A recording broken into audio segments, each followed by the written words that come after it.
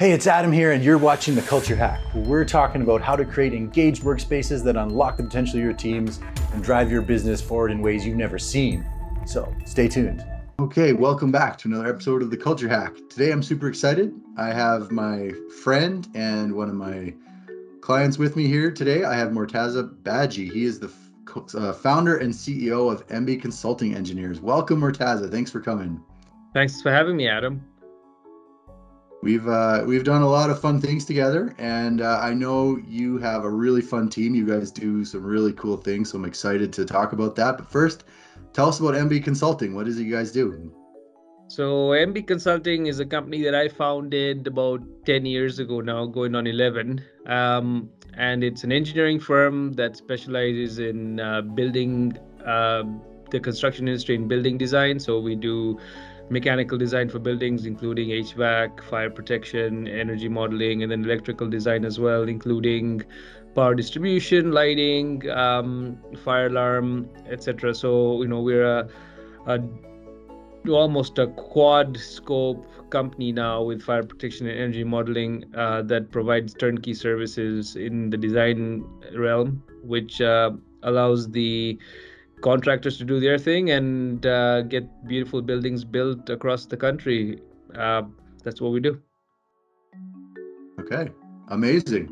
So in other words, you've got a company full of really smart people that build some really smart designs, especially in the sustainability area for buildings. And, that must be real interesting, especially with analytical people and, engineers, and keeping them kind of super excited and communicating. So let's talk about engagement. I mean, you've had this company now for 11 years. What does engagement mean to you? What does it come to mean to you? Yeah, so before we go into engagement, I guess for me, the reason I started the company was, I guess, because I felt a lack of engagement at my previous job. What I felt was lacking at my previous job was as an employee, I just did not feel like the ownership was valuing the service that we brought to the company, and everything was. Little things would have gone a long way in keeping the staff happy and retention, and that engagement didn't exist at the old company. And so when I quit, I was looking around and I found a bunch of other jobs, and everything I looked at, it looked like it was going to be the same as where I was. And so what I started when I decided to start my own company, I wanted to build it in a way where I would treat my people the way I thought I should have been treated as an employee. So this is one of the reasons I started the company. And, it's 10 years in, I'd say it's been a pretty fun ride. So engagement for me at this company is interesting because, I wake up every day, and there's never been a day in the last 10 years where I have had this feeling that I don't want to go to work today. And when I talk about when I think about engagement in my people, what I would like for them is to feel what I feel.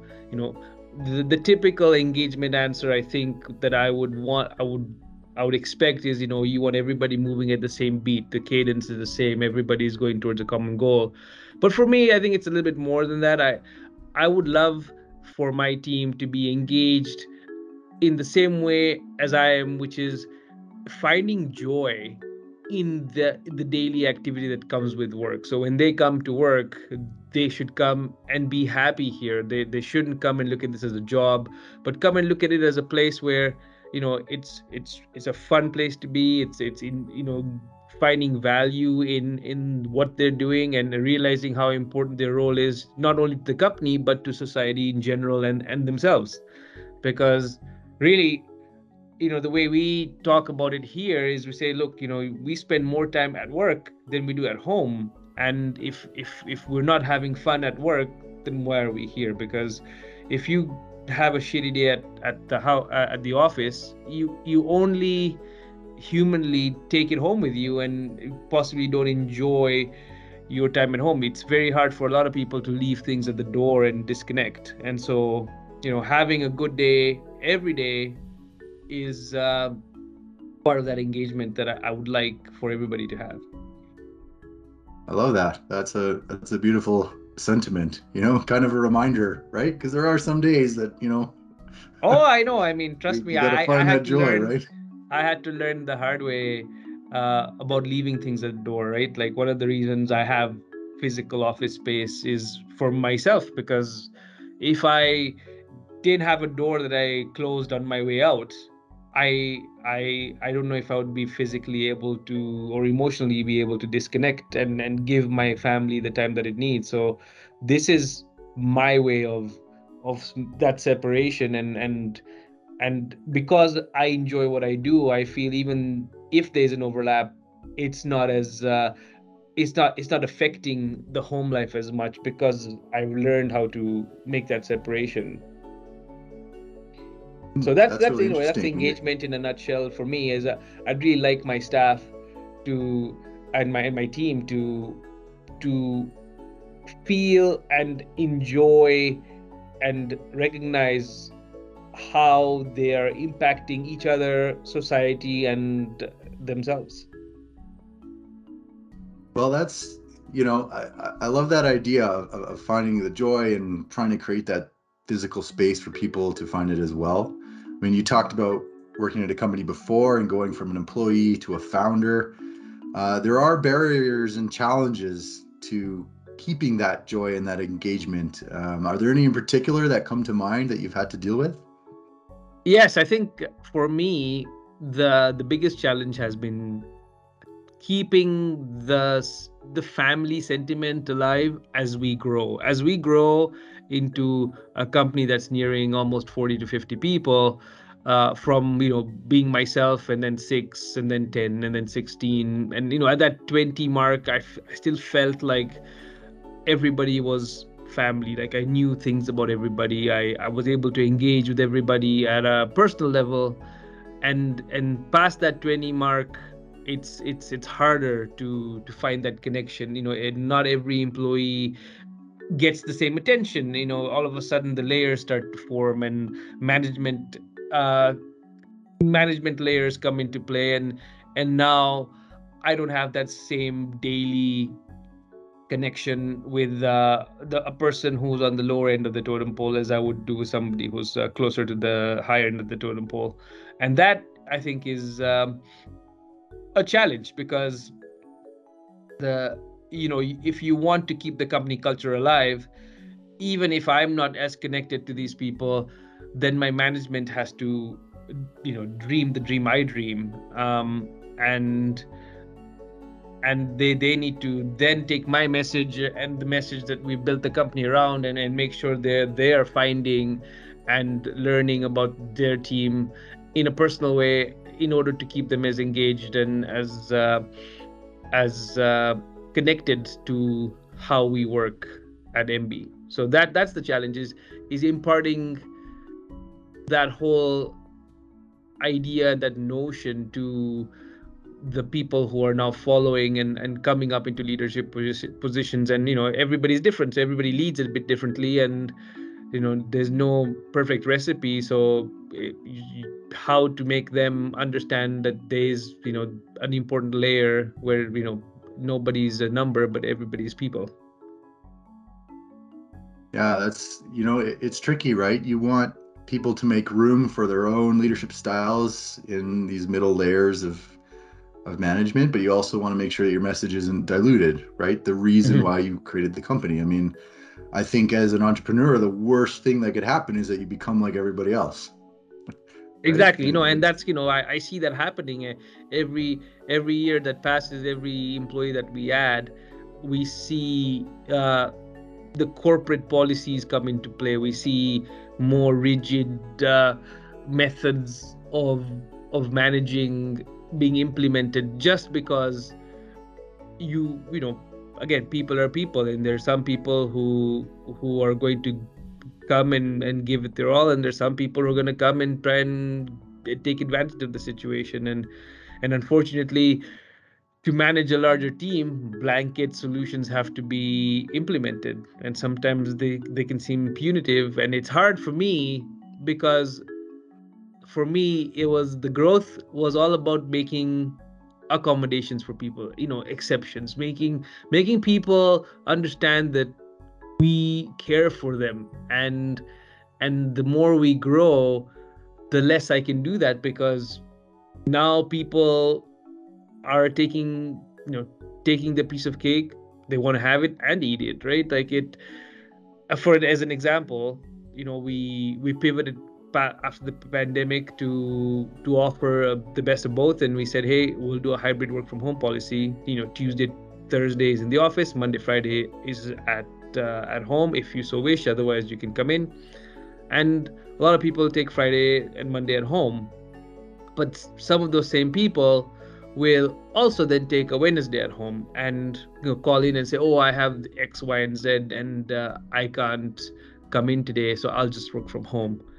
Again, almost impossible for us to say, no, you can't, because they have the ability. You have to trust that they are going to work from home. But the reality is we need them in the office for many other reasons, just not the tasks they do on the computer. And therefore, missing that presence is tough for us as a company. But again, we are forced to make exceptions because we obviously value this employee and what they bring to us. However, the rules are fairly black and white, and they should also know that the privilege of work from home is a privilege, and not take advantage of it. But instead, they would choose, or they seem to choose, that, well, I can already do it on Monday and Friday. Why the hell can't I do it on Wednesday?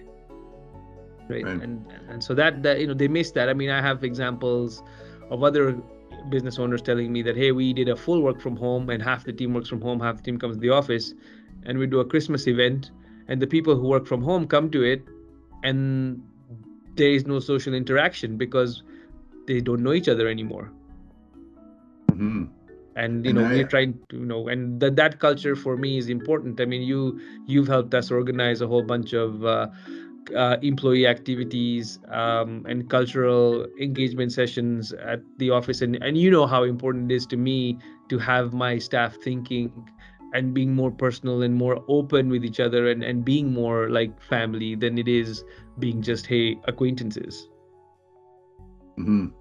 Yeah, absolutely. And I think those types of events are important, but it's also the thousands of tiny little interactions that you have day to day, week to week, to sort of reinforce that. And as you look forward into the coming years, like hybrid work is not going away. Do you have any ideas on things you're like to do this year? Like, are you gonna have some employee events or try new things? I'm curious what's on your mind for the coming year for this type of stuff. For this year, I mean, we're not going to change a lot of what we do for the people. Like we're probably actually doing more this year. We've actually been able, by virtue of growth, been able to dedicate a couple of people to actually to to plan these employee events in advance, so they are not they're sort of known earlier. People can plan for them rather than having a week or two or maybe 3 week notice and say, hey, we're doing this on this day, and some people are away, some people have other things. So this is events being planned 2-3 months in advance. People are quite excited about them. So we're doing a little bit of that. We're trying to change and do better one-on-one employee review processes and interactions to make sure that everybody has a voice and a place to express their feelings and their goals and dreams, and of where they want to go with the company and without, for that matter. We want to empower them to be as best as they can be, because you live once and you got to do what's right for you. So yeah, so those are the things we want to do. I think you're very right. Those day-to-day interactions you have with people, whether you play a game of ping pong in the lunchroom, or you share a joke or talk about a movie. One of the best feedback that I got from one of my staff was, he says, you're very different from other bosses. You sit with us in the same bullpen.